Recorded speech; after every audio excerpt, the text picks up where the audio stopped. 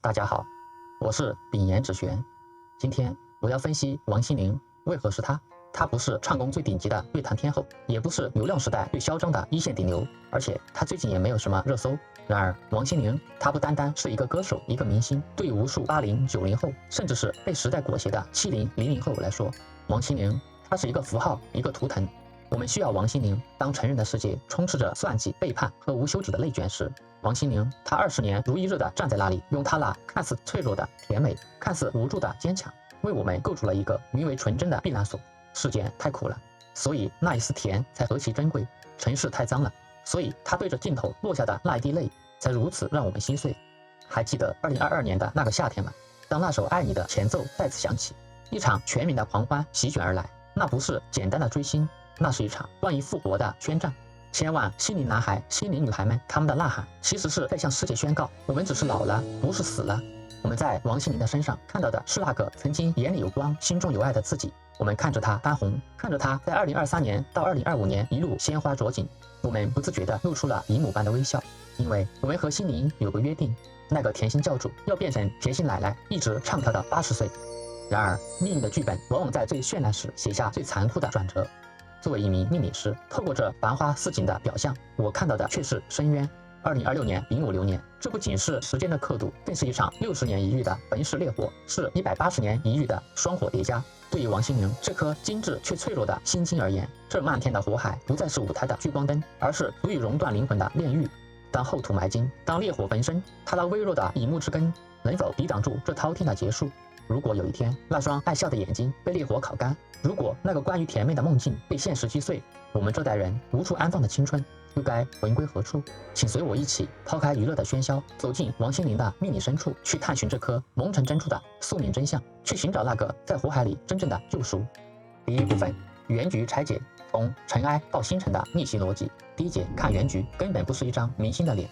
各位，请暂时忘记王心凌这个名字，忘掉那些甜美的歌声。如果我们此时此刻只作为一个没有任何感情色彩的命理师，盯着这张生于1982年9月5日的八字命盘，壬戌年戊申月辛卯日乙未时，我会非常冷酷地告诉你，这是一个充满窒息感的败局。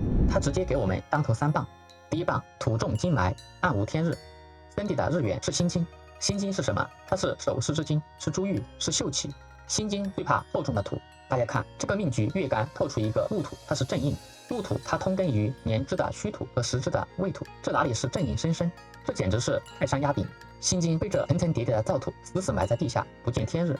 在盲派里，这叫土多金埋，几乎可以直断这个命主他的原生家庭压力极大，长辈也就是这个正印所代表的母亲掌控欲极强，他自身的才华无法施展，甚至可能会长得并不漂亮，因为金被埋得无光，皮肤差，气色晦暗，所以这个命局它不像是一块精美的玉佩放在一个红木盒子里，它更像是一颗珍贵的珍珠，不小心掉进了一块干燥厚重的沙石里面。所以我们看到森地的前半生看似有家庭或公司的保护，实则是巨大的压力和束缚。他背负了太沉重的壳，家庭的拮据，公司的严苛条款，还有外界的道德绑架，都是这厚土在试图掩埋他的光芒。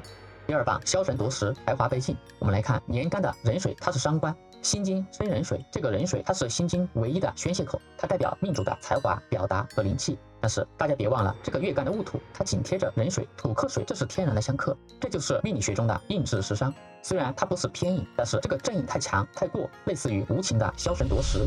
根据这个配置，我们可以直断心灵它的表达被堵住了，它的灵气被压制了，这就像一个想唱歌却被捂住嘴巴的人，想哭却哭不出来。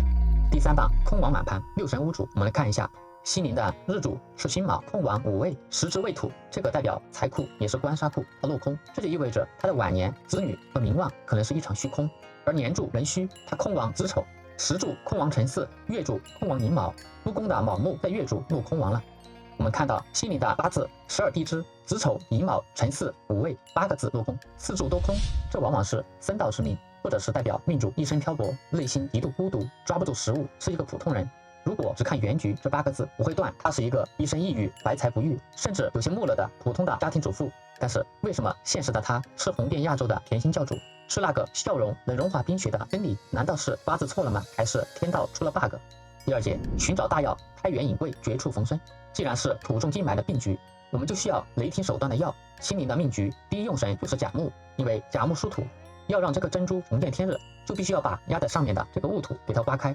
辛金最喜甲木，因为它是大树，它能疏通后土。可惜我们原局只有乙木和卯木，这是花花草草，这是灌木，它的力量不足，它不足以去劈开这个高山戊土，这就是他早年辛苦的原因。因为乙木卯木工具不趁手，挖土挖得满手血泡。而第二用神就是伤官壬水，因为地天髓对辛金，辛金软弱，温润而清，未土之蝶，乐水之银，辛金要发光就必须用水洗，冷水透着年干，这本是极好的才华流露，伤官泄秀。而忌神就是这个戊土。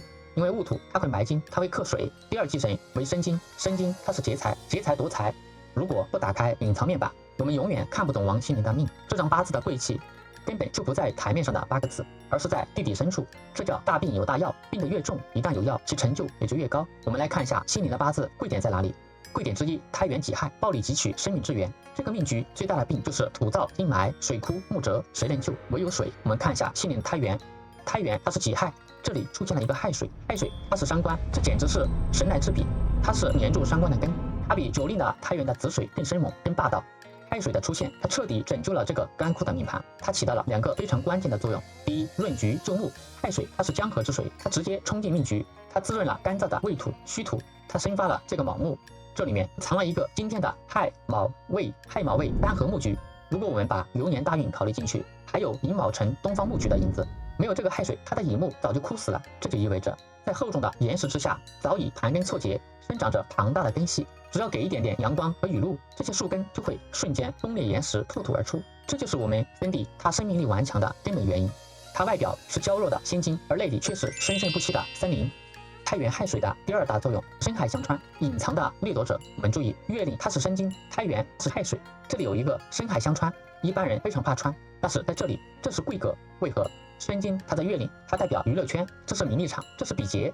而亥水它通过穿这种暴力刺痛的方式，它强行从申金里面，从这个娱乐圈抽取能量，因为金会生水，这就解释了它外表甜美而内核却极度赖丝。我们心灵它是在残酷的竞争中带伤作战，它硬生生的杀出了一条血路。贵点之2就是这个月令的申金。月令申金它是劫财，这是代表竞争对手，同时也是辛金的根。这个申金它起了2个作用，第一，化敌为友。申金它头上这是厚重的戊土，我们知道土会生金，而金它又去生亥水、生壬水，所以这个申金它起到了关键的通关作用，把这个厚重的压迫辛金、克制伤官的厚土转化为生水的资源，起到了关键的通关作用。如果没有这个申金，戊土它就会克死粘上这个壬水。申金的第2大作用，也就是卯申暗合，这一点太微妙了。我们记得在9令的命盘里，它也是卯木，但是9令的月令是辛金，卯酉相冲，它是硬碰硬，而森迪它是卯申暗合，本气乙木和这个申金的本气庚金有一个乙庚相合。申金代表娱乐圈，代表公司，这种暗合，这意味着申金这个圈子，它虽然残酷，但始终在暗中呵护它，它是被资本、被大众暗暗的宠爱的。但是这种爱是窒息的爱，因为这种乙庚相合，它也合住了他自由，甚至于合走了他的感情，因为比劫合七宫。贵点之3，石柱的乙未，这是破壁的野草。石干乙木，它坐下是未土木库，辛金它最喜欢甲木疏土，虽然这个乙木力弱，但是它做未土通根，而且与太元会木局，它还可以夺住流年大运的根金劫财，能够拥抱顶级资源，就像9令的命盘一样，乙庚相合，合住年上的或者大运流年的劫财资源。另外，石之未土和年柱的虚土，这里形成一个未虚相刑，这种刑就是开库，行开官杀库，这是我们森迪他获得巨大声望的密码。不行不开，一行里面的火和金就全部涌出来。第3节天选之女，开库大发的极致典范。大家有没有注意到森迪最近2年的世界巡演，它的吉祥物叫什么？王大龙。为何是龙？因为龙它是辰，而心灵它目前正处于甲辰大运，它2022年翻红，正好踩在了甲辰大运的门槛上，到底有何玄机？辰土入局会发生什么？辰戌冲就是开这个虚库官杀库。我之所以称森迪她是天选之女，就是因为她的命局有着极为精巧的为开库克制的构造。她不仅仅是等着辰土这个王大龙来冲，她自己手里早就握好了3把收割神器，她用捆绑、撬动、吸取这3招布下了一个天罗地网。当这个虚土库门一开，里面的官杀和财富一个都跑不掉。下面我将深度拆解这心灵独门3招，大家就会明白他为何能把年上虚土和大库，它代表国家级、亚洲级别的资源据为己有。第1招卯戌六合，年支的虚土，它是一个巨大的官杀库，它是火库，在年上这通常代表远方的、公众的或者是顶级的公司的资源。一般人支主座下若是别的字跟这个年支没有关系，那库开了它也是别人的，而自己只能看看热闹，好处捞不着，反而坏事往往跑不掉。但是我们森迪他日做卯木，卯木与戌土是六合的关系，卯戌相合，这种合叫做合伴，更叫做索取。他用自己的身体，也就是这个坐下卯木，他扔出了一条缆绳，他死死地套住了年上的官杀大库。而平时这个库没有开的时候，卯戌合就是闭库，这些资源它是锁住的状态，所以他平时很低调，资源也没有流出来。而战时，也就是当流年或者大运迎来辰土冲开戌土的时候，因为有卯木这根绳子牵着，戌土开的财气和名气就顺着这根绳子直接流进了他的日支夫妻宫。所以这第一招最关键，只要有卯戌六合，这个库它就是我的，开库的好处就可以被我们辛金日主他得到。没有这个六合卯戌合，这个库就跟我没关系，它就是路人甲。第二招未戌相刑，家里的撬棍。我们之前说了，时支的未土和年上的戌土，它有一个未戌相刑，在时支，这就是他家里的库，这代表子女宫，也是他的归宿，这是他自己可以掌握的、可以动用的财库。未土它与戌土是相刑的关系，也是一种开库的钥匙，而且是带着破坏性、强制性的钥匙。如果说卯戌合，这是一根拉住戌土的绳子，未土去行开戌土，这就是撬棍。这就意味着他不仅仅被动的等待大运来冲，他自己也有能力去开发这个库。未土是木库，是财库，而戌土是火库，是官库。他用自己的财、投资、才艺去撬动了市场的名气和地位，火库。这第二招保证了他虽然辛苦，因为是用刑的方式，是很吃力的，毕竟多劳多得。未戌相刑，让官杀也就是名气源源不断的流向石柱，这个最终的果实。而第三招丁壬暗合，精准的吸管。我们注意看年上的壬水坐在戌土上面，丁壬合化木，这是天地自合，也叫伤官合杀。壬水是森地的嘴巴、歌声、才华，而丁火它是库里的名气，这就像插了一根吸管，直接插进了这个库的中心。为什么有效？因为这个合它是非常紧密的，只要他一开口一唱歌，他就能精准的勾住这个库里面的那些名气。这就是为什么他的歌声传唱度极高，因为他的才华壬水天生就是为了吸取这个官杀丁火而存在的。很多人库开了却拿不到，就是因为没有工具，而森地的壬水就是那个精准吸取丁火的吸管。我们对比一下，为何别人的开库是一场空？他们通常犯了以下3个忌讳，而 Cindy 完美的避开了。普通人日主或者日支跟库没有任何的刑冲合害的关系，而 Cindy 日时全动，卯戌合，未戌刑，全是抓手。第二方面，普通人他可能是身弱不担财，库开了，能量喷涌而出，如果日主太弱就会被压死。而 Cindy 他月令为申金，他是地旺，我们 Cindy 身强力壮才能当官杀库，这一点至关重要。第三方面，开库以后，库中的官杀或者金，它会不会被抢？如果有比劫跟金、辛金透出，而且比劫跟库关系更近，就会被截胡。Cindy 他虽然有这个月令申金劫财，但是因为卯戌和六合关系，他和戌土关系最亲近，而且天干壬水带头，这是一种精准的保护，所以 Cindy 他是近水楼台先得月。我们最终定论，这个官杀库打开时，他能得到几成？基于我们上面的3招连环，卯戌合、揽神、未戌刑、撬棍、丁壬合、吸管。我们的结论是 ，Cindy 对年上这个官杀库的获取率高达90%以上。我们现在知道，这个吉祥物王大龙的真谛，尘土龙就是那把炸药。平时他用卯木、用未土、用壬水去锁住这个库，慢慢的吸，这是细水长流。而一旦辰年一到，炸药引爆，库门大开，炸出来的能量瞬间灌满他的日柱和时柱。这就是为什么王大龙是他的吉祥物，因为那是他收割战场的冲锋号。第4节，甜心方程式，为何它能甜一辈子？甜在娱乐圈是一种极其稀缺而且难以长久维持的属性，很多人装甜装了几天它就露馅了，为何？因为那是工业糖精。但是王心凌的甜，它是全糖去冰，是哪怕40岁只要一笑依然能甜到你心里去。这绝不仅仅是包装的结果，这是写在他8字基因里面的化学反应。作为命理师，我为大家拆解这套独一无二的甜心方程式，这其中既有天赋的底料，也有环境强行发酵的结果。第一方面，生性的甜，金水相含的顶级配置。命理口诀：金水若相逢，必有金石英。Cindy 的日元是辛金，它是银铃，也是乐器，是极其精致的金属片。辛金日主的人，他天生嗓音就比较细腻，比较清脆。辛金遇见壬水伤官，它就是水洗珠玉，它产生化学反应。当辛金的震动，也就是声带，它遇到了壬水的流动，它发出的声音就是清澈透亮，带有流动感的。为何是甜而非高冷？王心凌的命局，它有大量的土的成分，木土、戌土和未土。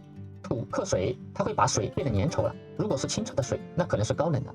但是混合了泥土，也就是糖分的水，那就是糖浆。所以 Cindy 的歌声，它不像高山流水那么远、那么空灵、那么清亮，而是像一勺浓稠的蜂蜜一样的粘牙的、便宜的、接地气的。第二方面，颜值的甜。心灵的日柱是辛卯，它是玉兔，它有天然的萌感。辛金它是珠圆玉润，皮肤白皙，骨架小巧。而这个卯木，卯为兔，为花草，为幼苗，所以辛卯这一柱，它本身就是玉兔捣药，或者是草莓上镶嵌的珍珠。卯兔的气质，它是柔顺可爱，没有攻击性的，这就让他无论多少岁，他眼神里总有一种小动物般的无辜感，这就是卯木的特性。这种无辜感，它是甜妹的核心，它是演不出来的。而且这种柔顺可爱，它是通过石柱一幕透出来的，不仅仅是内心的，而且还透出来让人能够看到，这就赋予了她一种邻家妹妹的氛围感。她不是高高在上的女神，比如说王菲石柱是丙戌，或者是9令，她的石柱是壬辰。甜蜜公式的第3方面，性格的甜，印制伤官的乖巧滤镜，这其实是最关键的，也是包装部分在命理上的体现。雷水它是伤官，它本来是代表叛逆、个性张扬，但是因为它旁边有一个正印戊土，它代表规矩、代表传统、代表听话收敛。戊土它死死克制壬水，甜的本质其实是顺从，让人觉得甜。首先它必须没有攻击性，听话，让人有掌控感。9令的伤官它是自由的、奔放的，我们看到的是它的辣酷、王者霸气。而 Cindy 它的伤官是被印星，它代表公司、母亲、规则，是被印星孤立了的。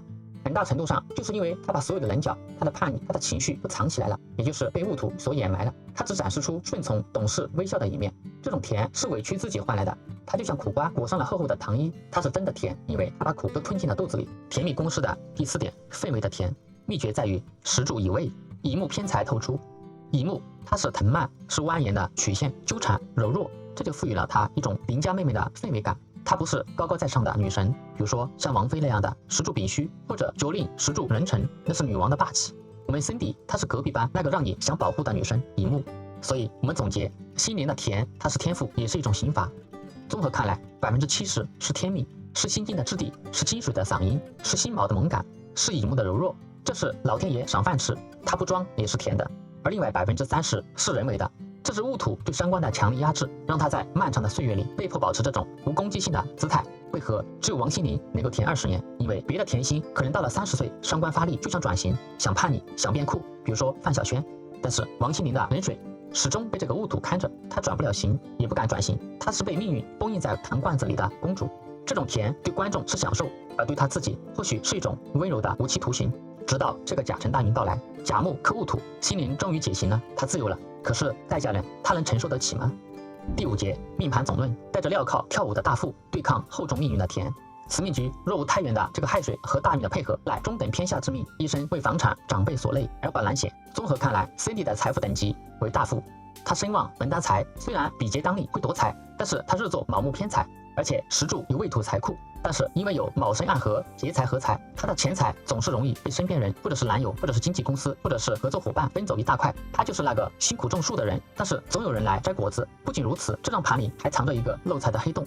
我们之前说过，日柱空亡5位，实质的未土，他的财库落了空亡。在命理上说，金空则明，库空则漏，这就注定了他赚的钱虽然如流水般涌来，可是却很难在这个库里面真正的存住。他的财富都是虚名带来的现金流，而不是稳固的资本大厦。还有未虚相形，开库的同时也是引狼入室，这才是最让人心疼的地方。他用实质的未土去行开年上的虚土官杀库，这是打开事业局面。但是虚土库里面藏着心金，它是比劫，他每一次行开库，也就是爆红，都会伴随着被劫夺钱财的宿命。早年是经纪公司的吸血合约，后来是渣男带来的商业损失。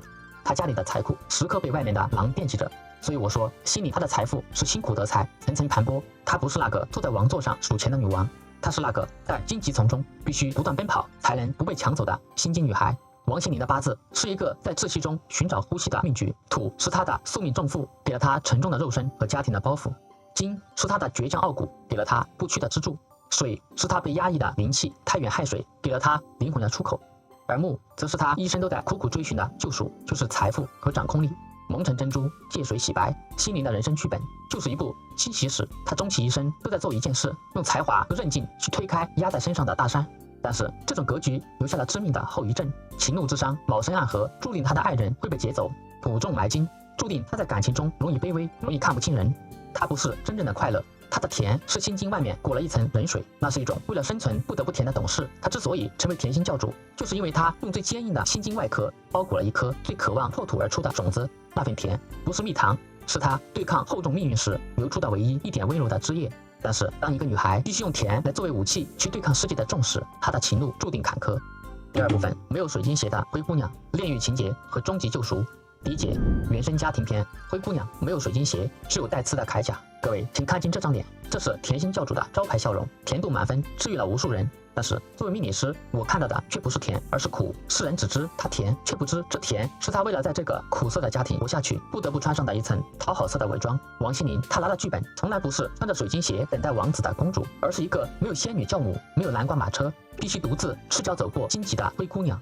他的懂事是因为如果不懂事就没有人替他兜底，他的坚强是因为如果不坚强，那个家早就散了。今天让我撕开这层糖衣，去看看那个在狂风暴雨中被逼着长大的心机女孩。第一，贫寒的底色，年柱与胎元的生死博弈。为什么说她是穷人家的孩子早当家？八字原局早已写得清清楚楚。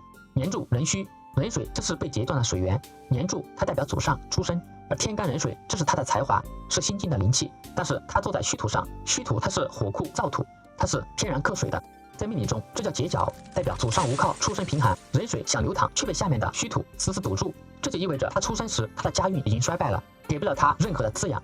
而月柱戊申父母宫，这是他的成长环境。天干戊土，它是正印透出，它通根年柱的虚土和时支的未土，这厚重的土直接克制了年干的壬水，印制食伤，或者说消神夺食。在盲派里，这叫闭口。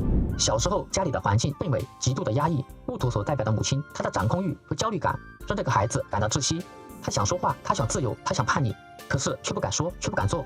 我们再来看胎元，还记得我们说的深海相穿吗？月令申金，它代表他的家庭环境，代表母亲。他与胎元发生了深海相穿，胎元代表他的生命力，这种穿就意味着这个心机女孩，她是在家庭的伤害和刺痛中长大的。这种穿意味着她必须从这个贫瘠的甚至带刺的家庭里暴力的吸取养分，她才能活下来。所以我们得出结论，这个心机女孩她绝不是不养长大的孩子，这是一颗在石头缝里被挤压变形的种子。第二方面，谜题破解，消失的父亲喜用神为何成了反派？很多粉丝不解，既然这个日支卯木偏财，他是父亲，他是心金制主的喜用神，因为卯木能破印疏土救金，为什么他的父亲却在1992年抛妻弃子，甚至在2008年回来反咬一口？其命理缘由可用一句话来回答：用神无力，反受其害，财星被合，认贼作父。心灵的第一步大运是丁未大运。1992年，心灵9岁时，父星入木，比劫夺财。我们看一下1992年壬申流年发生了什么？申金劫财到位，他引动了月令的申金，直接夺走了这个日支的卯木，同时卯木入了未土的库，合走加入木，这就代表杳无音讯。在这一年，他的父亲被外面的女人或者某种力量给合走了。而在2008年到2009年，喜用神为何变坏？命里有一句铁律：喜用神太弱而被忌神挡重所克，现身即是灾。他的卯木父亲在原局中是被这个申金死死盯着，当他父亲出现时，他绝对不是来疏土的，他是被申金这个劫财派过来夺财的，是被申金同化的。他回来并不是为了亲情，而是为了钱。此时的卯木父亲他已经变质，他成了申金的代理人，或者是劫财的代言人。这就解释了为何他的父亲会指责女儿诈骗，那是为了勒索，是典型的劫财行为。谜题破解之二，窒息的母亲是阴影也是星光。王心凌曾在节目中说母亲是星光，但他又提到母亲在抑郁时会打骂他，这种爱恨交织在八字里体现得淋漓尽致。命理论断，应受太过，子母败儿，霸煞生生，绝处逢生。戊土它是正印，它的月干代表母亲，这个土太重了，里面有时支年支的根气。他的母亲因为婚姻失败，也就是父亲的离去，他把所有的焦虑、压力和控制欲全部压在了女儿身上。戊土克壬水，母亲的爱是沉重的，甚至是一种暴力的。她不让女儿哭，她强迫女儿懂事，这就是过度懂事的性格的成因。她是被母亲这个后土规训出来的。既然这么痛苦，为什么还是星光？这到底是表面说辞，还是有着深刻的命理逻辑？我们看一下月令申金，它是代表母亲，代表压力，她会去生坐下的申金。申金它是劫财，它代表坚韧，也代表生存技能。申金又会去生伤官壬水，这是他的才华，他的事业。虽然母亲给了他巨大的痛苦，但是母亲也逼出了他的坚韧和才华。如果没有母亲那几年的严厉逼迫，这个娇弱的心金他早就躺平了。正是因为母亲正义的疯狂，倒逼王心凌练出了比劫的强悍。所以对心凌来说，母亲就是那个亲手把他推下悬崖，逼他长出翅膀的人。这种爱是带着血腥味的，但是确实是他生命中唯一的支柱。大家看懂了吗？甜心教主的那份甜，它不是糖果，而是止痛药。在那个风雨飘摇的家里，父亲逃离，母亲崩溃，小小的王心凌，她作为一个心金，她别无选择，她只能把壬水咽回去，她只能用申金这个盔甲把自己包裹起来。她必须笑，因为只有笑，妈妈才不会哭；她必须甜，因为只有甜，生活才不会那么苦。这种讨好型的生存策略，帮她撑过了童年，成就了事业，却也为她日后的情感悲剧埋下了最深的伏笔。因为一个习惯了吞下委屈来换取和平的女孩，在爱情里注定是那个卑微的被牺牲的人。第二节七重人格解构，在狼群中厮杀的老实人，世人皆以为王心凌的甜只是与生俱来的天赋，但是在命理师眼里，那更是她在残酷战场上为了活下去而被迫穿上的粉红铠甲。她不是傻白甜，她是一个在狼群中厮杀却渴望回家做饭的矛盾体。让我用最冷峻的视角解构这7层性格密码，你就会明白，所有的狗血情史都是性格的必然。第一层，月令申金，劫财格被迫称王的王总，同为辛金女，蔡依林生于有月，那是比肩，在她眼里，娱乐圈没有对手，而敌人只有镜子里的自己，所以她敢玩，她敢怪，她敢自行。而我们王心凌，她生于申月，申月是金质地旺，她是劫财，在她的世界里，四周全是敌人，公司在剥削她，同期女歌手在挤压她，后辈在追赶她，所以她必须去拼、去抢、去扛。她被称为王总，不是因为她想当老板，而是因为如果不强悍，就会被吃掉。这种生存焦虑贯穿了她的前半生，让她在事业上极度赖丝。但是在感情里，只要谁给他一点安全感，他就会像溺水者抓稻草一样死死抓住。第二层月干的戊土，正印透干，这是被封印的老实人。戊土他不是伪装，这是他的本能。正印透干的人骨子里是传统，是包容，甚至有些钝感的好人。他总是习惯为别人着想，习惯先反思自己，这必然要付出艺术代价。因为戊土他死死克制了伤官。九令他敢把地财跳成杂技，他敢唱玫瑰少年，那是因为他的伤官是自由的。但是森地不行，这个强大的戊土让他不敢越雷池一步。他在艺术表达上过于乖巧，过于安全，所以20年来他不敢打破甜心的框架。他不是不想，而是不能，因为印制伤官，他的灵气被锁住了。他是一个守神者，而非破局者。第三层日元辛金，辛金他是极度爱面子的死撑者。辛金是珠宝，他最怕脏，但是他的命局里全是土和劫财，他的一生都是在试图用体面去掩盖狼狈。在感情出问题的第一时间，他永远在帮男人圆谎，当自己本是太平。他无法接受那个完美的王心凌变成大家口中的笑话，而后果就是这种死要面子活受罪的性格，让他错过了最佳的止损时机，直到最后遮羞布被扯下，无地自容。第四层日支卯木，他是偏财，偏财入命，这是他卸甲后的真实模样。辛金做卯木，偏财代表什么？它代表大方，代表舒爽，代表轻财重义。他在爱情里是一个散财童子，他不像正财那样斤斤计较，他爱一个人就会给对方资源，给对方钱，给对方名气。但是致命伤就在于，因为他是偏财，又遇到卯申暗合，他给的钱，他给的爱缺乏原则性，他以为用钱可以买来忠诚，殊不知申金他的劫财是天性，就是来劫夺卯木的。他越慷慨，对方越贪婪；他越旺夫，对方就越容易拿走他的资源去养别人，被合走。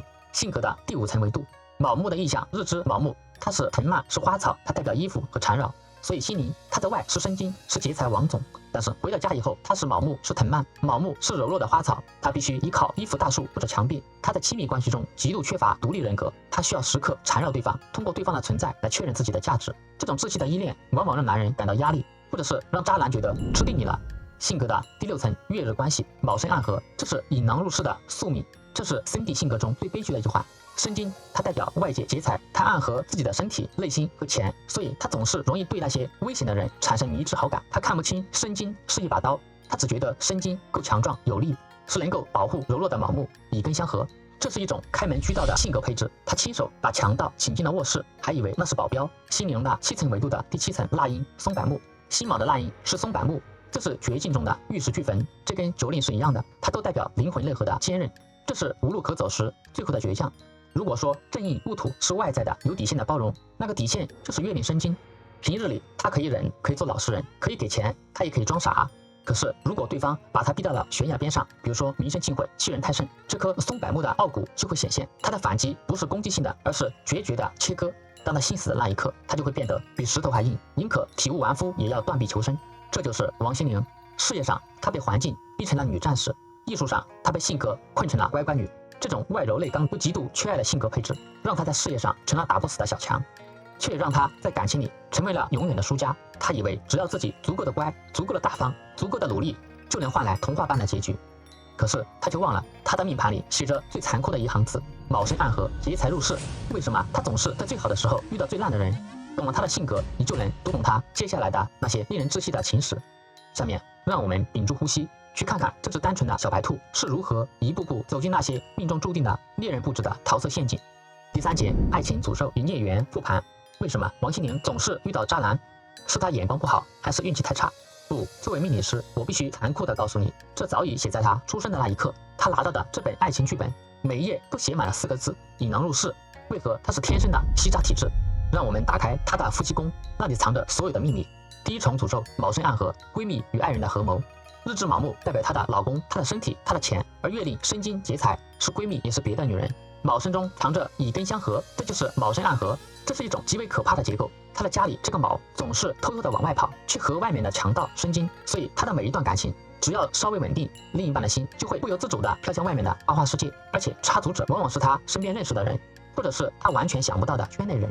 第二重诅咒子卯相刑，无理的羞辱，他的夫妻宫落在了子位，日支是卯，这里有子卯相刑，这是无理之刑。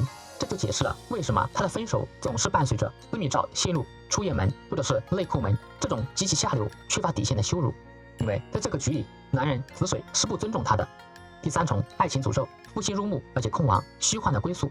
在他的原局中，年支戌土和时支未土官杀夫星都是入木的状态，这就说明了他的缘分薄，男人没有本事或者留不住。更可怕的是，他的夫星无火，他在日柱是空亡的，所以他的夫星不仅在木中，而且还空亡了。结论就是他毕生追求的这个未土温暖的家，它是个空壳。未土它本身就是空亡状态，里面的夫星也是空亡的。第二，实战复盘，剧本是如何捉弄人的？让我们把时间轴拉回，看看这套剧本是如何在现实中精准上演的。第一，初恋的背叛。1997年，欧定星，时间丁未大运，丁丑流年，此年形成了丑未戌三刑，这是世事之刑，行开了官杀库。当年Cindy15岁，发生了校园恋情，仅仅2个月，因为男方房间里藏了别的女生而分手。卯申暗合，初露端倪，哪怕是青涩的初恋都逃不过被劫夺的宿命。第二段最致命的虐恋，2000年到2006年，半值为时间进入到丙午大运，此大运火旺也代表桃花旺，丙辛合，正官合生，他以为遇到了真命天子，心灵他像正义老实人一样死心塌地，但是不幸的是卯申暗合又发生了。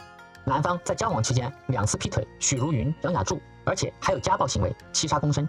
在2010年，也就是庚寅年，庚金劫财透干，地支寅申相冲，分手多年后，男方突然爆出远门，这就应验了我们之前说的子卯相刑，无理之刑的彻底爆发，这是对心灵尊严的极致践踏。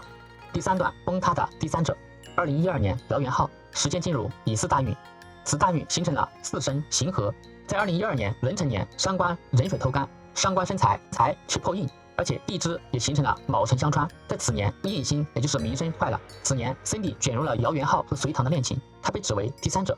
2012年的4月，甲辰月，甲木克戊土，印星破碎。隋唐在脸书发文，我的心好像被美工刀一笔一笔割着。全网认定王心凌为小三，尽管王心凌澄清我不知道他有女友，但是舆论已经失控。更致命的是，燎原号为了自保，他迅速切割王心凌，并将部分私密对话截图流出，暗示他主动追求。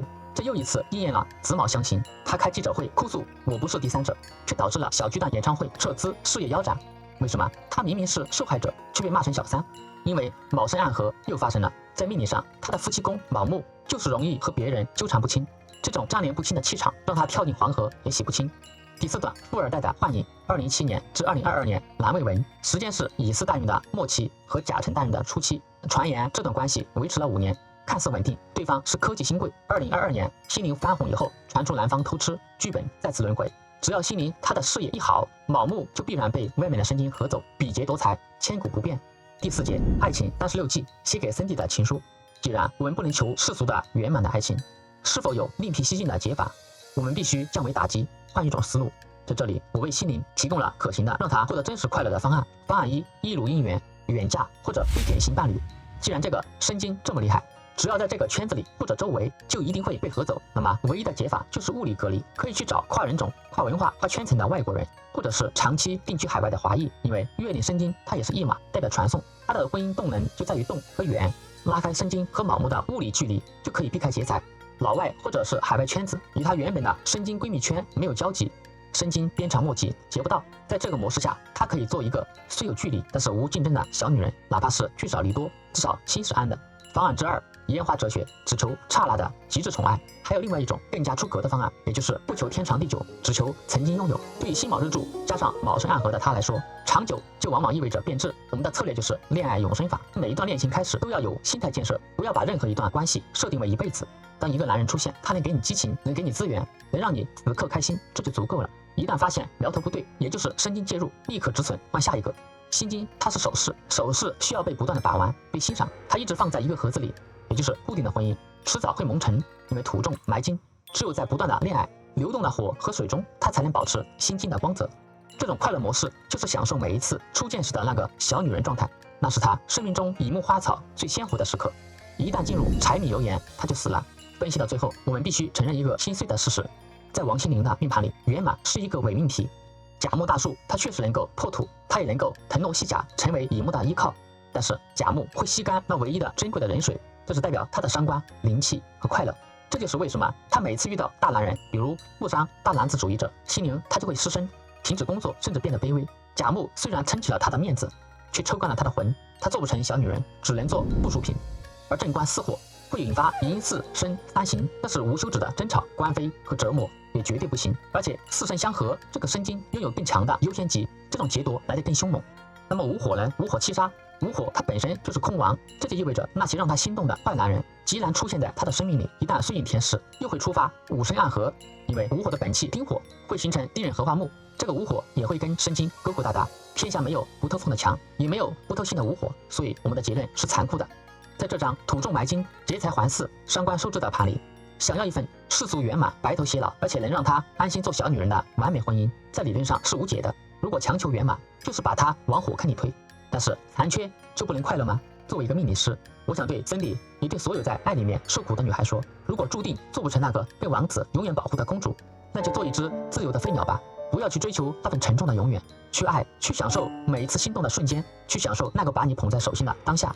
当烟花燃尽，就笑着转身，不要回头，不要留恋那一地的灰烬，只求拥有，不求占有，只做情人，不做未亡人。王心凌，顶级西渣体质的终极逻辑。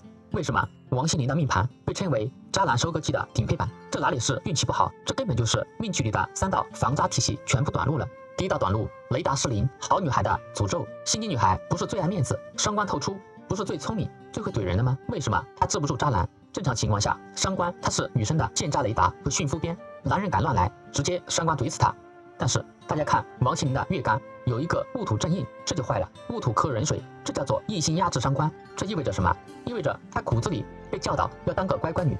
当她发现男人不对劲，也就是这个伤官起作用时，她本来是想发火想止损，但是这个正印她会跳出来说忍一忍吧，要顾全大局，要温柔，别撕破脸。所以结论是，她并不是看不出渣男，她是为了维持那个好女友的人设，主动把自己的驯夫鞭这个伤官给扔了。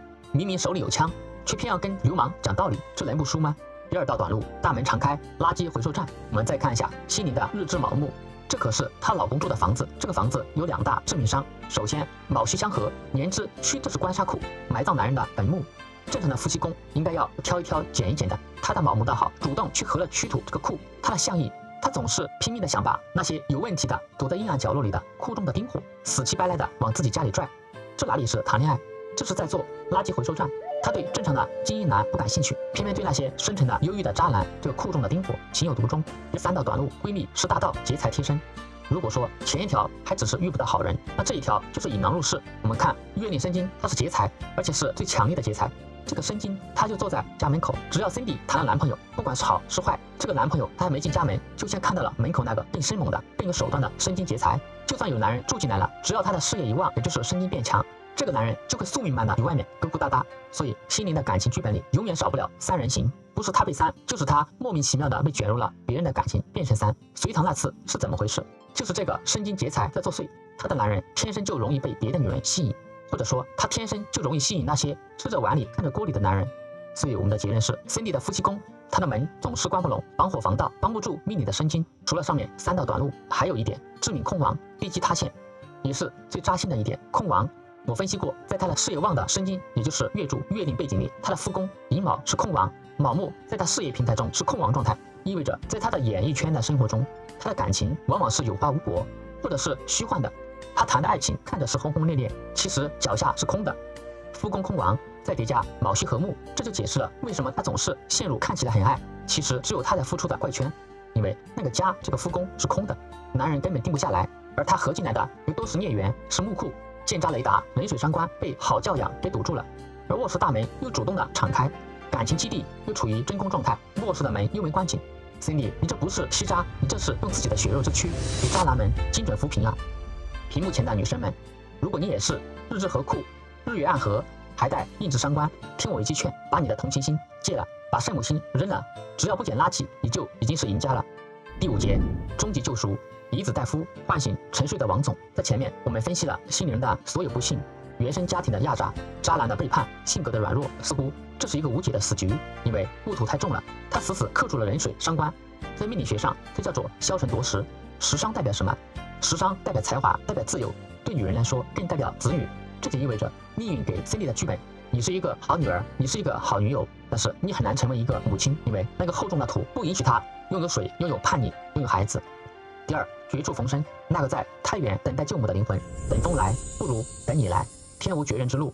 大家请看他的太原己亥，那个藏在深处的亥水，它是伤官，就是上天留给森迪的诺亚方舟。为何他有子女缘？虽然原局壬水被克，但是太原亥水根气极深，这就意味着这个孩子不是他生命中的过客，而是他的本命根源。而且森迪的子女宫恰好落在了亥位，子女宫与太原重合，这绝对不是巧合。原局中壬水伤官被戊土压得喘不过气，但是子女宫亥水是壬水的灵官禄地，只有这个孩子的到来才能彻底推翻这个戊土的压制。孩子就是他才华和自由的肉身化，这个灵魂早就等在那里，他是带着救母的使命来的，他一直在等那个胆小的心机女孩有勇气接纳他。这是一个什么样的孩子？亥水它是天门之水，也是智慧之水，这个孩子他天生就是来破土的，他会拥有森迪所不敢拥有的叛逆、聪明和自由。他是壬水的根，他一旦出生就会彻底洗去森迪身上的尘土。第三，贵子画像是小王子还是小棉袄？他大概率是个儿子。辛金女，他以壬水为子，以癸水食神为女，他的八字里天干透的就是壬水，而子女宫做的亥水，它中间藏的也是壬水伤官，而代表女儿的子水落在了空亡，而且子水被卯刑被午冲，所以上天赐给他的是一个小王子。那么这个小王子贵气几何？亥水他是天门，是主大智慧，深海相穿。这个孩子他的性格会非常独特，他会带有革新的精神，他不会像森迪那样做一个乖乖女，他会是一个敢想敢做，甚至有点叛逆的天才。他会替母亲活出那份未曾拥有的嚣张和自由。第四，孕育的上策，借科技之力破身体之结。那么我们森迪如何获得这个贵子？森迪的年纪已经是44岁了，自然受孕极其艰难，而且甲辰大运，卯辰相穿，他的身体机能已经大不如前了。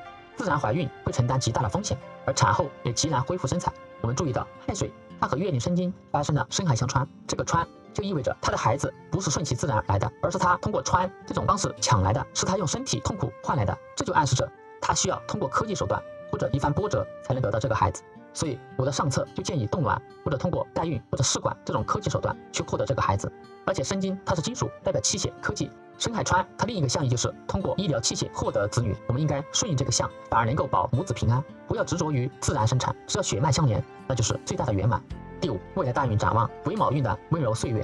我们再来看辛宁后面的大运，他50岁后进入了癸卯大运，这是2032年到2041年，这部大运太美了。这部大运没有火，没有官杀，没有粗壮的甲木来破印，没有了男人的争夺和伤害，也没有了丙午年的烈火焚身。天干癸水它是雨露，是食神，相比壬水的奔放和乖张，癸水它更加温柔宁静。而地支卯木卯未半合，运之卯木合入时之未土，卯戌六合合住年之。那时的森迪她不再是舞台上拼杀的王后，而是一个坐在庭院里看着孩子奔跑的温柔母亲。这是一个岁月静好的晚年，虽然没有轰轰烈烈的爱情，但是家里有河，心中有水，心中不亮反而一片清凉。给心灵的终极策略，去父留子，王总觉醒。我要给王心凌，也给所有像她一样的女孩，这条爱情改命锦囊。不要再执着于找一个老公了，去生一个孩子吧。夫妻不是控王就是相迫，不是相刑就是被抢，男人靠不住。但是子女是他的喜用神，只有孩子这股源源不断的活水，才能滋润他那颗干枯的心金之心。男人会让他流泪，但是孩子会让他发光。而且为母则刚。现在的 Cindy， 她是一个为了爱情毫无底线的散财童子，但是一旦有了孩子，这个石柱的位土他就不再空亡，而是他的领地。任何敢侵犯的孩子，掠夺他资源的人，都会激发出他月令生金的劫财的本性。那一刻，那个卑微的甜心将彻底死去，取而代之的是杀伐果断的、护犊情深的钮钴禄王心凌。第二部分尾声分析到这里，王心凌的命运地图已经完全展开。前半生她是为了别人而活的灰姑娘，而后半生上天其实给她留下了一把通往幸福的备用钥匙。这把钥匙不是那个骑着白马却总是迷路的王子，而是一个站在云端等待着的小王子。虽然原生家庭让他破碎，虽然情路注定坎坷，但是上天终究是慈悲的。他那个亥水宫位里藏了一个强大的灵魂，他在等妈妈不再执着于做男人的附属品，等妈妈准备好做一个独立的守护者。九令的道是让自己成为神，在高处不胜寒中独自修行，而Cindy的道是让自己成为母亲，在烟火人间中找到铠甲。如果 Cindy 能够看到这里，我想对你说，别怕，既然做不成被宠爱的小女人，那就做那个被依靠的母亲吧。如果注定等不到那个为你遮风挡雨的骑士，那就自己生一个小王子吧，去迎接那个孩子的到来。当他在你怀里第一次啼哭时，你会发现那个困扰你半生的土重金买的噩梦将烟消云散，因为水来了，金子终于亮了，那才是你生命中用来抵抗世间所有寒冷与背叛的最强铠甲。不需要大富大贵，也不需要神仙眷侣。未来的日子里，一屋两人三餐四季没有男人，只有孩子和狗，那才是一个甜心教主在历经劫难后最该拥有的人间清醒。第三部分，心路历程，在烈火与厚土间跳舞的心经。有人说娱乐圈靠的是命，王心凌的20年就像是一部被老天爷精准计算过的编年史，她何时爆红，何时跌落，何时翻身，甚至连跌落的方式都与她命盘中的每一个字严丝合缝。我们按照时间线来梳理一下 Cindy 的心路历程。第一节，丙午大运火中取栗的开局。丙午大运在炼狱中封神。2002年 Cindy 进入丙午大运，天干丙火，心经她喜欢丙火来照耀，但是又恐惧被烈焰融化。这部大运的地支是午火，是火之地旺，丙午一柱，他是想丙辛合融化心经，好在有月干的戊土帮他挡住了烈日，火生土，土生金，化官生身，而地支又有戌土火库，他完美的容纳了这个午火，化为了名气，这就是典型的险中求贵。王心凌在丙午大运，也就是2002年到2011年，是辰也丙午，痛也丙午，他喜火吗？喜欢，因为火给了他全亚洲的名气。官杀，他怕火吗？怕，因为火一旦失控，比如说2010年就会把它烧成灰烬，关键变量全看土，有土的转化。比如说2004年它就是瓷娃娃，土被冲散时；比如说2010年它就是炼钢炉里的废铁。它之所以能够红，就是因为它听话，你们有这个正印护身，它完全交出了自我，任由公司戊土利用巨大的市场热度丙午火，将它层层包裹，塑造成了一个无坚不摧的甜心偶像。但是成功也需要付出代价。回顾王心凌的丙午大运，我们看到的不是一个幸运儿的顺风顺水，而是一个幸存者的浴火重生。这是一个源于心经与大运烈火的10年博弈。这个大运虽然很红，但是红得很憋屈，甚至带有某种宿命的悲剧感。他为了在烈火中生存，不得不躲进戊土这个厚重的壳里，不得不忍受土多金埋的压抑。他忍受着丙人冲战，也就是伤官见官的煎熬，总是伴随着是非争议。他用10年的听话和隐忍，换来了官役相生的通天坦途。然而成也包装，败也包装，戊土太重了，虽然保护了他没有被火烧死，但是戊土也把他埋了。心经他本来是玲珑剔透有棱角的，但是在厚土之下他失去了真我。这就是为什么他那10年他只能唱甜歌，穿制服，只能做左脸女王。他不是在做自己，他是在扮演一个叫做王心凌的工业制成品。他在那10年是为了满足那个时代的期待而活。他就像一只被关在黄金笼子里的金丝雀，叫声虽然动听，但是翅膀也被束缚着，这也为他后来的崩塌埋下了伏笔。到大运转换，火焰熄灭，戊土崩解时，那个被压抑了10年的心经终将面临裸泳的寒冷。第2节，漫长的幽暗隧道，乙巳大运，行商中的断义与结痂，告别了丙午大运那把炼金的烈火。2012年，王心凌走入了一部看似温柔，实则暗藏杀机的乙巳大运。这是王心凌从云端跌落泥潭，又在泥潭中艰难跋涉的10年。天干透出乙木偏财，地支坐下是巳火正官，表面看这是财官双美，似乎是延续辉煌，实际上这是一部脚下满是碎玻璃的运程。为何他依然在走，但是每一步都伴随着专心的行？这部大运的底色拆解，为何查无此人？因为寅巳申三刑，无温之痛。大运地支巳火与月令生金，构成了巳申相刑，合中带刑，再加上命宫流年的寅木，构成了恐怖的寅巳申三刑，叫做无温之刑。申金是他的事业，巳火来和他，看似有情，实则是在折磨他。所以我们看到这10年，心灵虽然一直在发片，在演戏，他有努力工作，但是总是陷入努力却不讨好的怪圈。他经历了遇人不淑，比如说姚元浩事件，公司资源内耗，转型失败，他被困在一种想合又合不来，想分又分不掉的痛苦纠缠中。第2，巳亥冲，这个大运巳火直冲太运亥水，太运亥水是壬水的根，是他的才华，更是他的辩解能力。根基被冲，这就意味着哑巴吃黄连。所以这10年 Cindy 的很多作品没有水花，他很多澄清没有人信，因为这个时伤他断根了，灵气受损，那个灵动的跳跃的甜心变得沉重疲惫。乙巳大运的第3方面，乙木透出，伤官生财，而这个财又会去克正印戊土。Cindy 丙午爆红是因为有这个戊土的保护，而乙巳运乙木克戊土，在亥水根基被冲坏的情况下，失去戊土印星反而不利，因为保护散破了。他开始尝试独立，尝试性感，尝试成熟女人风，但是因为这个印被坏了，这种转型不仅没有得到认可，反而失去了原本的清纯基本盘。如果说丙午大运是烈火烹油的盛宴，那么这个乙巳大运它就是一场冷暖自知的独行。在这10年中，巳申相刑磨平了他的棱角，巳亥相冲封住了他的喉舌，而财坏印撕碎了他的包装。所以 Cindy 他在这个大运中失去了名声，失去了颜值，甚至差点失去了自信。这是一个心经在失去了戊土保护后必须经历的阵痛。但是请注意，正是因为这10年的财坏印，让他被迫从那个壳子里走了出来。他开始在大眠里唱出真实的痛苦，他开始在形伤中长出自己的血肉。乙巳大运虽然残酷，但是它是一场剥离手术，它剥离了虚假的繁荣，为下一个大运那个甲木参天、真我觉醒的甲辰大运扫清了最后的障碍。当时间来到2022年，那个已经结了痂、长了根的王心凌，即将迎来他人生中最盛大的一次触底反弹。第三节甲辰大运，真我觉醒。2022年壬寅年，Cindy 恰好步入甲辰大运，在此年，他触底反弹，事业迎来无比辉煌的第二春，其名气更胜丙午大运的巅峰。很多朋友会纳闷，Cindy 她在2022年翻红，到底是恰巧碰上甲辰大运，还是命中注定？这是一场上天精心编排的大戏。我要说，命理学没有巧合。2022年壬寅年与甲辰大运的碰撞，就像是一颗早就设定好的倒计时的定时炸弹，在最精准的一秒引爆了。这一年之所以必须浓墨重彩，就是因为它彻底颠覆了王心凌过去20年的红法。以前是靠硬心让她红，被动的红，而2022年是时尚加才华加市场让她红，它是主动的、真实的，甚至带有侵略性的红。第一，王者归来，2022年壬寅年的核爆玄机。当时间来到2022年，很多人说王心凌是靠运气撞上那档节目，但是在命理师眼中，这是一场蓄谋已久的越狱，蛰伏了整整一个乙巳大运的压抑。当甲辰大运遇上壬寅流年，王心凌拿到了剧本，不再是听话的甜心，而是一个土榜女王。我们来看一下甲辰大运的底色：4岁戊土封印，终于不用装了。甲辰大运天干甲木正财透出，甲木克戊土，财破印。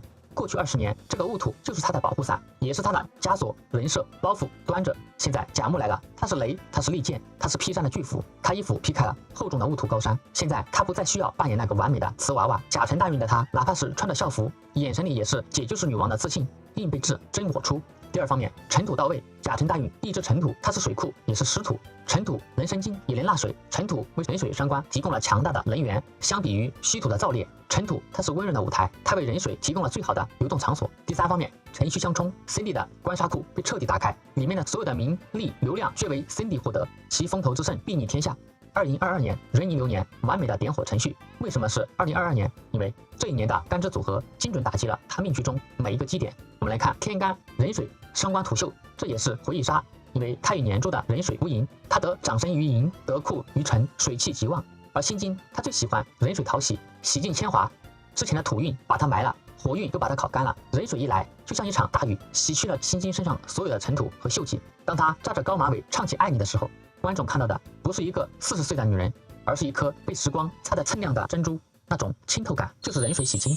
而地支寅木入局，3会东方木局，流量的格局变，这是最核心的密码。流年的寅，日支的卯，大运的辰，寅卯辰3会东方木局，单独一个寅木或者是一个卯木力量有限，但是当寅卯辰齐聚时，这叫方局，一方之气。对于辛金来说，木是财，在娱乐圈，财等于流量，等于商业价值，等于全网热度。为什么霸榜？因为这不仅仅是一首歌红了，而是寅卯辰3股力量汇聚成了一股滔天的木气海啸。而卯木，这是他自己，他处于木局的核心中神。这说明这次翻红不是平台捧，也不是炒作，而是他本人这个卯木成为了流量的中心。此年明明有寅申冲，为何不凶？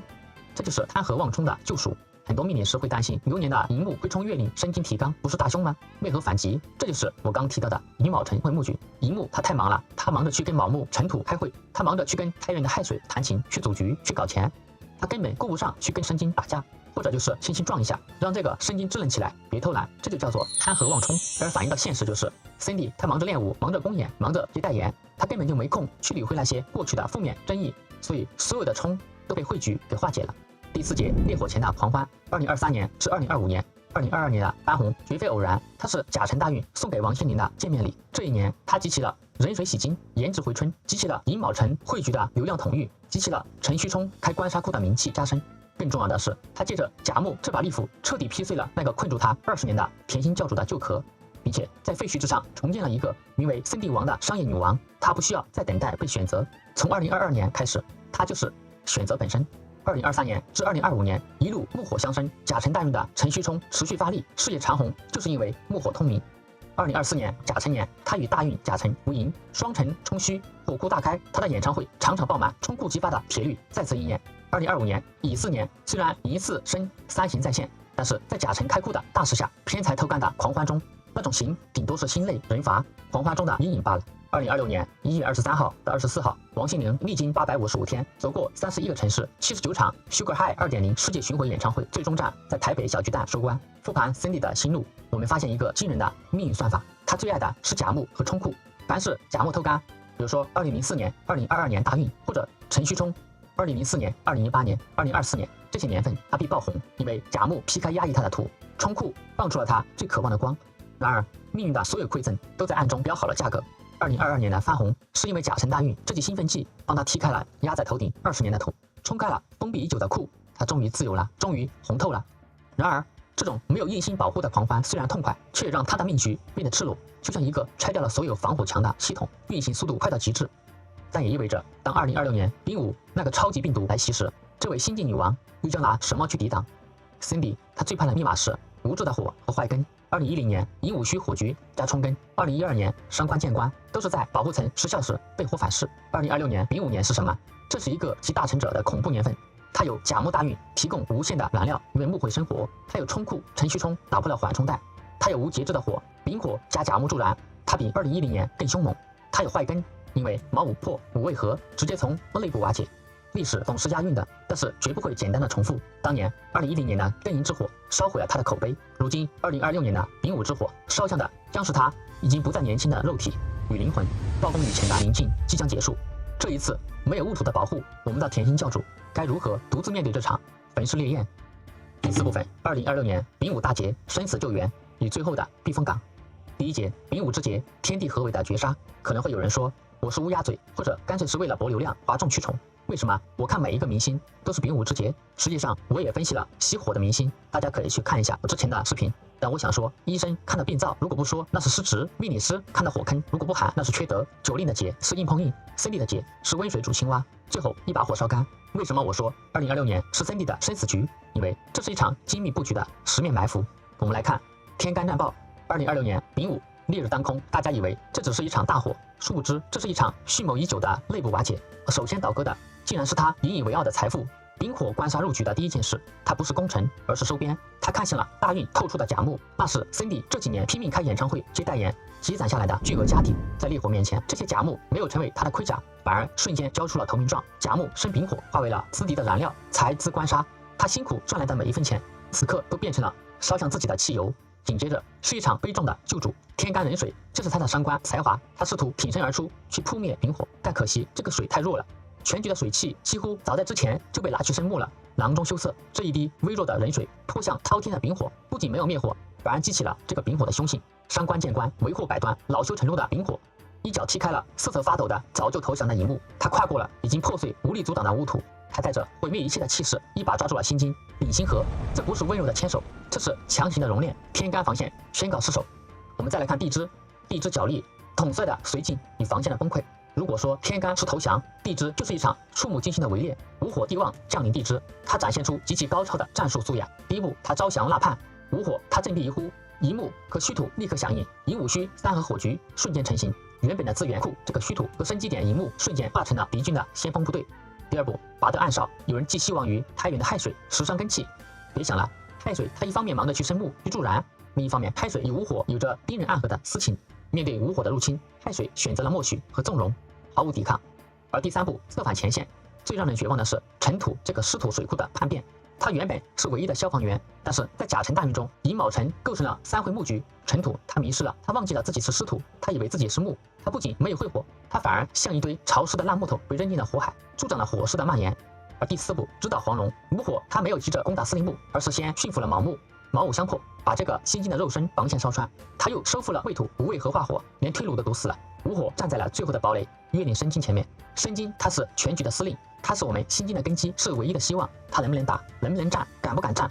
能打，但是代价是同归于尽。然而我们看到了最心寒的一幕，申金他看着满盘的火海，他动摇了，他发现自己与午火竟然也有暗合之意，也就是身中的壬水与午火的本气丁火有一个丁壬合化木这种暗合的关系。所以申金他为了自保，这个司令官他选择了绥靖政策，他放下了武器，任由午火在局中肆虐，他只求自己不被完全销毁。至此东西南北无险可守， Cindy 的命局彻底沦陷。当2026年丙午烈火降临时，九令他的劫是赤膊战死，因为他无印火金直战，痛快淋漓，是战士战死沙场，那是壮烈；而Cindy的劫是公主困于火塔，那是惨烈。那些破碎的雾土挡不住火，却吸满了热量，变成了滚烫的焦土。心经被埋在里面，想透气透不出来，想降温没有水。还有他那点可怜的冷水伤官，在Cindy的局里却是记录烈火的一杯水，他越挣扎越会导致伤官见官，火烧得越旺。他越想躲，周围的热土就越烫。这就是从庚寅月到甲午月的真实剧本。他将在长达半年的时间里，看着自己一点点被造土催化，直到最后无声的崩塌。这就是繁华落尽，一地鸡毛。第三节，为何是因财之祸？四重逻辑锁死。很多人可能会问，这顶多是情节孽债，关钱什么事？我推断的结论，这是一场因财招祸的私情丑闻，而本质上是一场以隐私为筹码的商业勒索。我的逻辑之一，为何不是情节？劫财见财的逻辑，请看清庚寅月的真面目。庚金是劫财，他坐在寅木这个金山之上，这不是一场简单的感情纠葛，这是一场精心算计的围猎。为什么是现在？因为在甲辰大运中，王心凌他已经是一棵挂满金币的摇钱树，甲木只有现在动刀，那个握着黑料的人，这个庚金，他才能割下最大的一块肉。是他的红唤醒了贪婪的鬼，是他的父甲木喂大了这场火，甚至就是因为他沉迷于名利场的追逐财坏印，才亲手卸下了戊土这道最后的防线。所以这句棋的死穴不在情，而在于这个财。只要财还在，那群闻着腥味来的鲨鱼就绝不会松口。逻辑之二，为何不是旧的丑闻，而是新的放纵？这是财坏印的逻辑。在甲辰大运中，最明显的特征就是甲木克戊土，财破印。当甲木过于强大时，就形成了财坏印。而印星戊土代表道德约束，代表公司的人设管理、自我的克制力；甲木代表财富、欲望和膨胀，他强势克制了戊土，这似乎在告诉我们，压抑太久的先进天后，他扬眉吐气后奖励自己一下，导致防线戊土失守。在2022年当红前，他活在套子里，以为硬旺，小心翼翼；而2022年翻红后，他是王总，他有权有势，因为财坏印失去了敬畏心。他可能在私密的社交场合，他为了排解高处不胜寒的寂寞，或者是为了追求一下刺激，奖励一下自己，可能开始了一段不该开始的隐秘的关系，可能是已婚人士，也可能是圈外身份复杂的大佬，甚至可能是危险的小鲜肉、小狼狗。他以为自己能够掌控局面，以为钱能摆平一切，从而留下了当下的新鲜的把柄。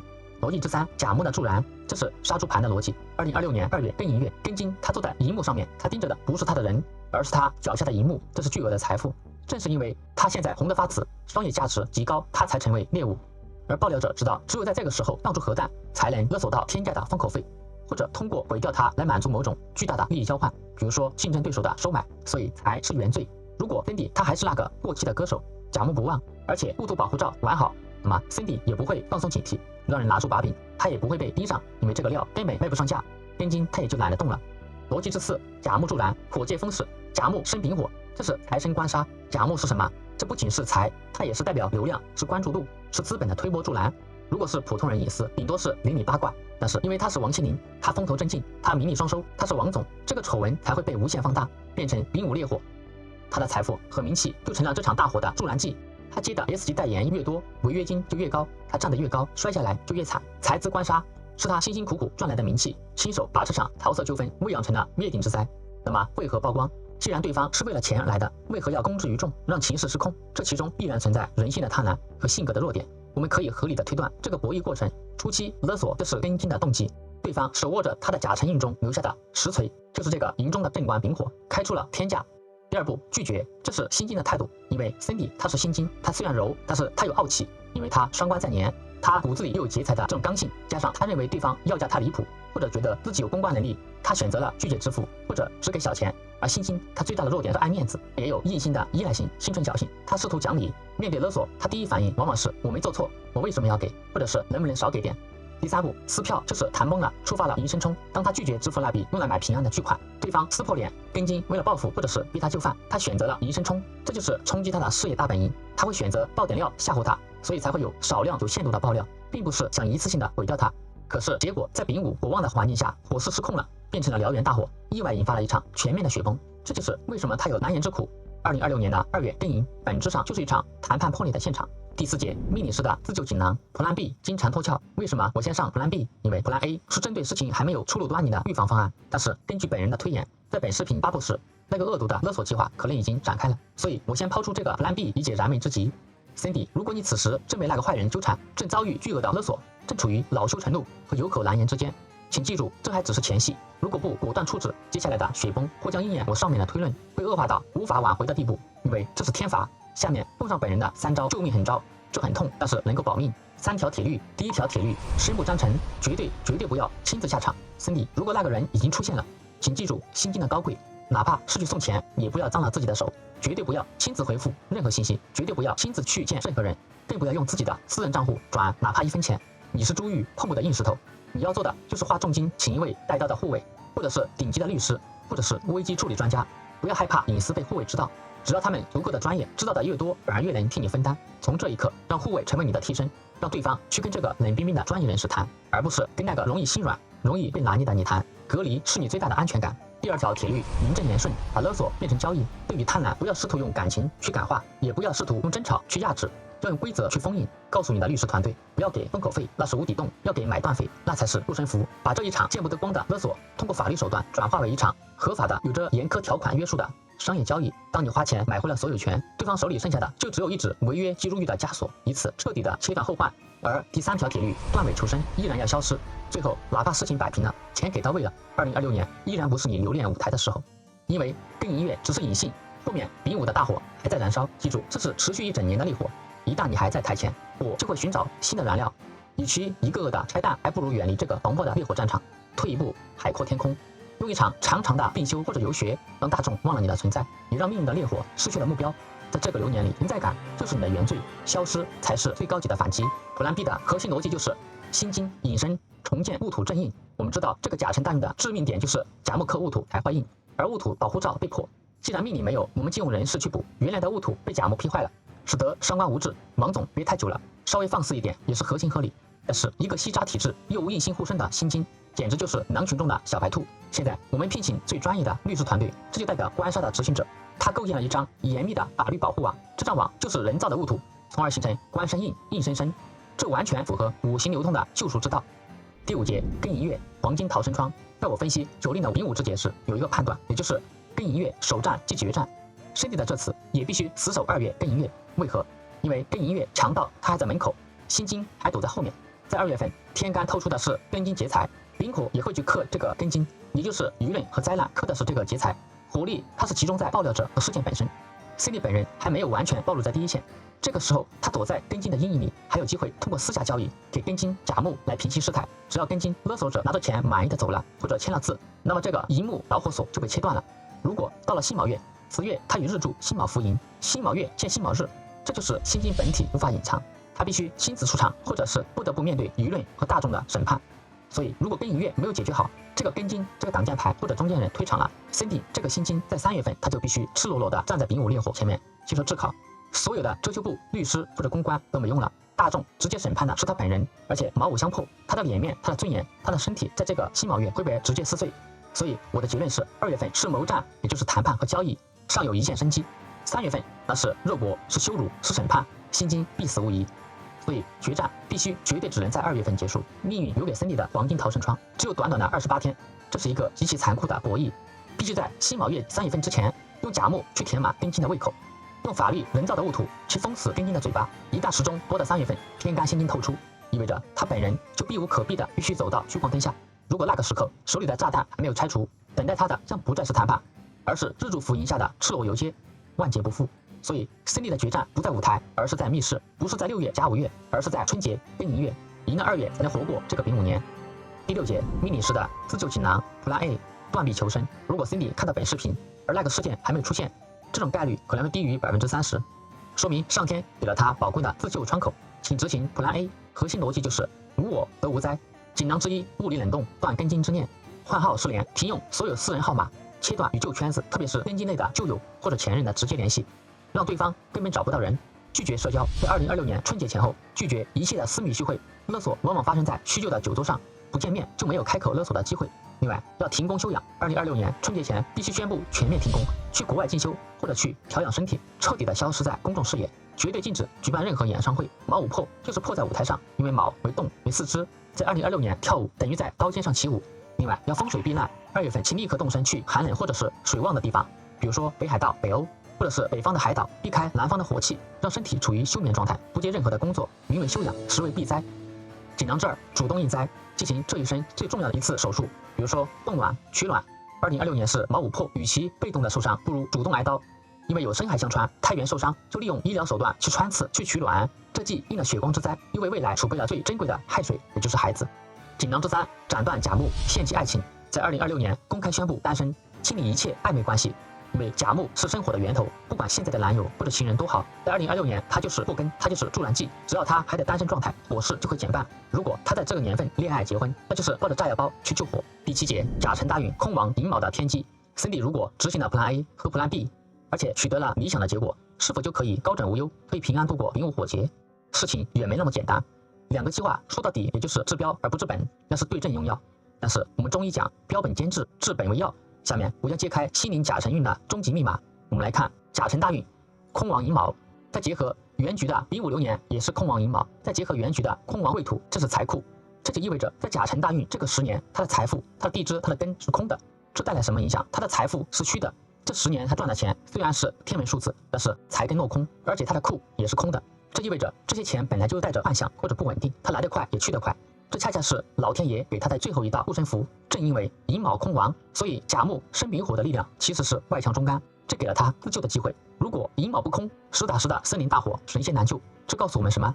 这是上天给森林的启示。散财应空亡，既然本来财就是空的，散出去就不心疼，也不会伤筋动骨。本来无一物，何处惹尘埃？木头是空心的，只要他主动用根筋去劈这个空心的木头，一劈就碎，火源很容易被切断。所以空亡并不是坏事，空亡就是易于化解的信号。只要他舍得去劈甲，这场大火就能从森林大火变成一场绚烂的烟花秀。为什么要劝他主动散家财，等着勒索来把点钱摆平，剩下的钱留着不香吗？朋友们，这就是凡人与命理师的区别。你们看的是账本，而我看的是因果。丙午这一年，王心凌的命里的甲木，它不是钱，而是炸药。财自七杀，他的钱越多，招来的火就是灾难就越猛。如果他只是摆平了勒索了更一月，却依然抱着金山银山不放，那么命运就会换一种方式，一种更残酷的方式来收割。也许是税务的一纸天价罚单，也许是劣质艺人的封杀令，也许是医院里的一张病危通知书。那时候损失的就不只是钱，而是一切。所以更一月的勒索那只是开端，这个甲木它才是祸根。如果只解表只摆平勒索而不治本，不散的这个祸根必有后患。有可能是税务、法律、健康其他方面的攻击，其损失会更大，可能会带来事业全毁、口碑崩塌、身体垮掉。这远远大于主动散财、花钱消灾。如果他只选择了解决勒索，他确实摆平了根筋，但是他的甲木剩下的巨额财富，他依然完好的留在命局里。丙午火发现燃料还在，火势根本就不会停，他会寻找下一个出口来消耗这些甲木。下一个出口是什么呢？如果勒索没有把他的钱耗光，官杀就会以公诉的名义进行彻底的收割。灾难 A 可能是税务稽查或者商业犯罪。结果就不再是几千万的封口费，可能是数亿的补交罚款，或者彻底的封杀，事业归零。参考某兵某亚的案例，都是在最红的时候，因为想省小钱，结果被官杀连根拔起。灾难 B 身体崩塌，财都压身，火旺融金。如果钱没有散出去，那么火气就可能会全部压在辛金身体上。卯午破加上丙辛合，可能会演化成需要巨额医疗费的重症，或者出现不可逆的身体残疾。人还在，钱也在，但是人废了，钱只能在医院里如流水般花出去。所以我的结论是，更一月勒索案，它只是丙午火的试探。如果他侥幸用小钱摆平了勒索，却没有把多余的甲木这个惹祸的根源给散掉，那么丙午火就会发起新的总攻，直接收割他的事业生命乃至肉体的生命。第8节给天后的助顿良策，散财修印。既然心灵的危机就出在财自杀、甲木生丙火、财坏印、甲木克戊土这2个致命点，那么我的终极策略就是围绕着散财和修印2方面精心调配的。首先我们看戊土它的真身，戊土它是正印。在之前，这个戊土是代表母亲、经纪公司，也是让心灵喘不过气的规则束缚。但是在甲辰运中，它不再是沉默的墙，而应该是红色的伞。戊土它不仅是印星，它更是一种政治护身符，这代表官方的认可和社会的口碑。我之前说甲木克戊土财坏印，要救戊土，那么通常我们是削弱甲木去散财，但是我还有一个更加高阶的官印相生，丙午火官去生戊土这个印。如果只是悄悄的散财捐款，那叫积阴德，在大灾难面前力量不够。我给森弟的建议是，散财必须高调，而且必须拉上官方、联合央媒、红十字会或者妇联等等红头文件级别的部门，设立王心凌专项公益基金。这样一来，丙午火原本是要烧他的官杀，就是因为他的善举，转而拴住戊土去给他修印，给他提供背书。这个时候，丙午火的官杀反而变成了他的正义保护伞，火不再烧金，而是去烘土。散了财，修了印，还是那种没有压迫感、非实体的金钟罩，一举两得，岂不妙哉？另外，关于空亡的终极奥义。我之前说，在甲辰运寅卯空，丙午年也是寅卯空。空亡的定律，凡是落空的字，你越想抓住，越想抓紧，它碎得越快。你主动扔掉，反而能够得到平安。这就意味着这几年80场巡演赚来的天文数字，虽然进了口袋，但是留不住。他们在他的命盘里不是财富，而是带引爆的雷。既然是空亡，就有2种选项。选项 A 是被动空，被勒索空，被罚款空，用来治病空；而选项 B 捐出去空。所以胜利的策略，那不如主动空，这就叫做应空免灾。必须赶在雷暴之前，必须把这些空亡的木转化为厚重的土，也就是名声，变成不朽的金声口碑。钱没了就应了空亡，但是他的人格神化了，因为修了印。这是一笔非常划算的买卖，现实的防线大事化小的免死金牌。从现实层面讲，80场巡演，财务绝对不可能清澈如水，哪怕他不知情，他的下面人也可能会乱搞。而更音乐的危机，很可能是桃色加财务的双雷齐爆。如果他只是一个普通艺人，这就是劣迹封杀；如果心灵高调做慈善，而且刚刚被官媒点名表扬过，德艺双馨，那么决策层的考量就会想，他有大爱，社会形象正面，这点小错误让他补交罚款就行了，不要一棍子打死。这就是硬的力量，他能把刑案降为成行政处罚，把公开的封杀变成私下的警告。Cindy， 请听好，我这个至关重要的夺命心法。你的命局里那把保护伞雾土已经破了，你不仅要散财，还要高调的去散，要向着太阳去散，去联系最高权威机构，去做最落地的慈善，哪怕是作秀也要做，哪怕是大张旗鼓也要做，让你的名字不仅出现在热搜榜，更要出现在红头文件的表彰名单里。这样，即使哪天真的有人查出你团队里的财务漏洞，或者爆出什么私德瑕疵，那层由国家认可和大众口碑铸成的新雾土这个金身，将会是你最后的也是最硬的免死金牌。财散则人聚，应修则命固，这才是真正的主动应劫。第9节，终极慈善清单，打造一支钢铁卫队。这笔救命的散财到底该往哪里散？只有懂行的人才知道。散财也讲究五行。Cindy， 请听好，2026年是木火通明，而你最怕的就是木生火，最缺的是金。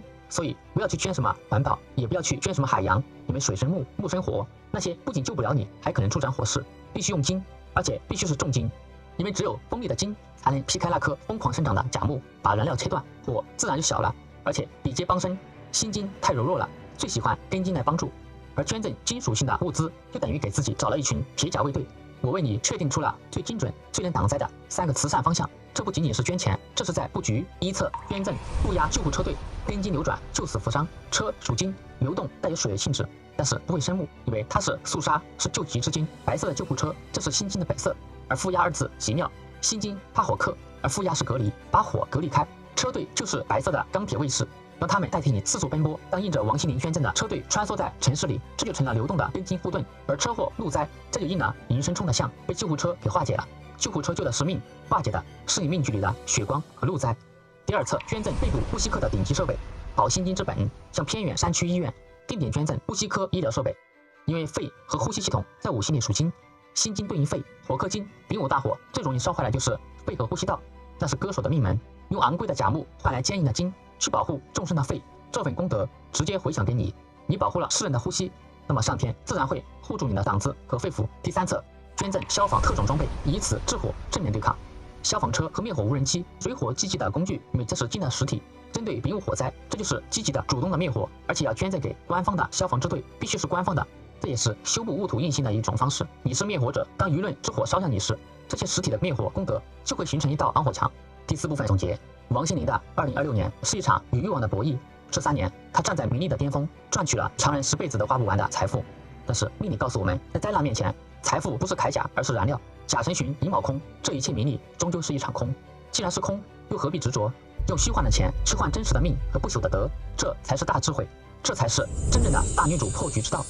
当大火燃起时，别人看到的是你散尽千金的傻气，而我们看到的是你站在军中照里毫发无伤的从容的微笑。2026年的丙午不是一场意外，而是一次清算。它清算了贪婪，清算了傲慢，也清算了软弱。Cindy， 我已经烧掉眉毛了，是化为灰烬，还是练就金身，全看你肯不肯扔掉手中那根助燃的木头。尾声，未土花园里的甜蜜之约。我的视频进入到尾声，倘若心灵执行了我的 Plan A、Plan B 以及终极护身锦囊，安然度过赤马红羊，是否可以屹立不倒，甚至再攀高峰？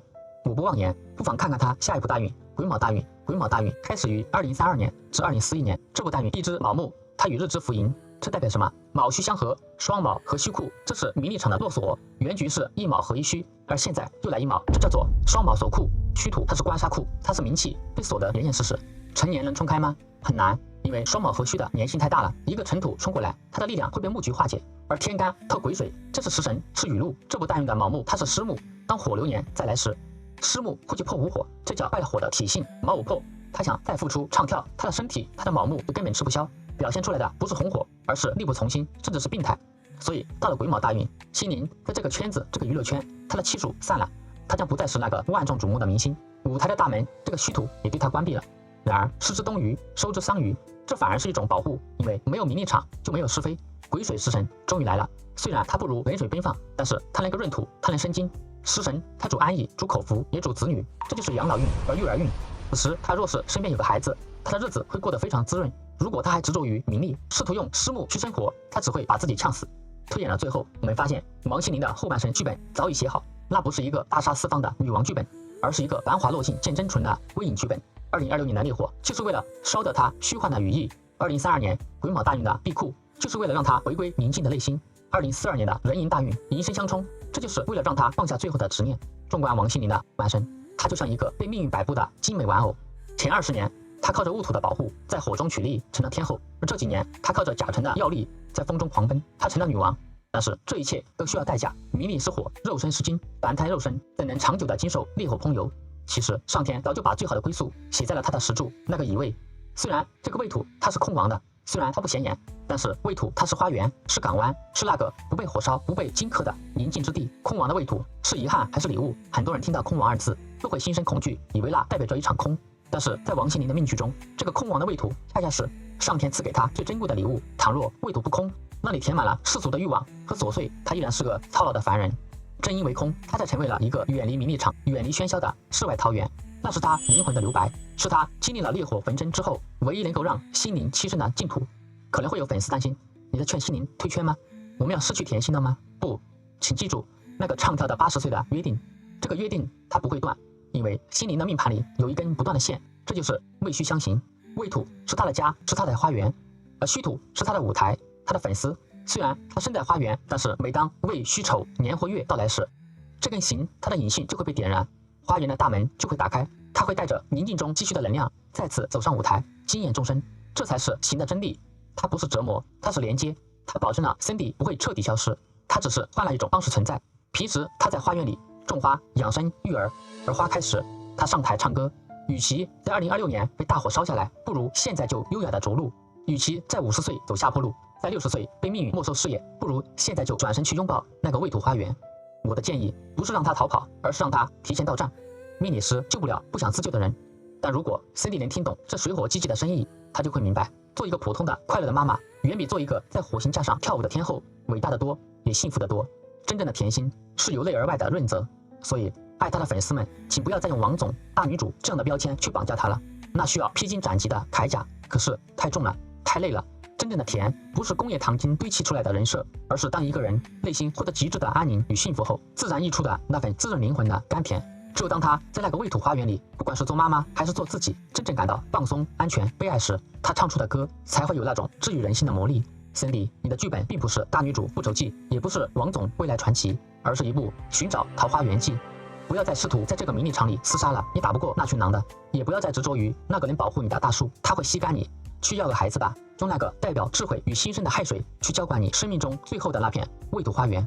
哪怕没有舞台，当你牵着那个灵动的孩子在山花烂漫中奔跑时，那不用伪装的笑容才是我们心中那个真正兑现了唱跳到80岁承诺的甜心。2026年的丙午之火或许是一场浩劫，但更是一次重生的洗礼，它会烧掉虚假的繁华，留下真实的种子。让我们一起祝福 Cindy， 愿她能够避开烈焰，回到那个鲜花满地的港湾，愿她卸下戎装，去做一个快乐的凡人。我们不急，我们愿意等，等风起，等花开，等你来，等那个笑得最甜的王心凌祝我们那场直到80岁的甜蜜之约。这里是丙火的使者，我是丙炎芷璇，愿每一颗珠玉都能找到洗尽铅华后的未土花园。谢谢大家，我们下个视频见。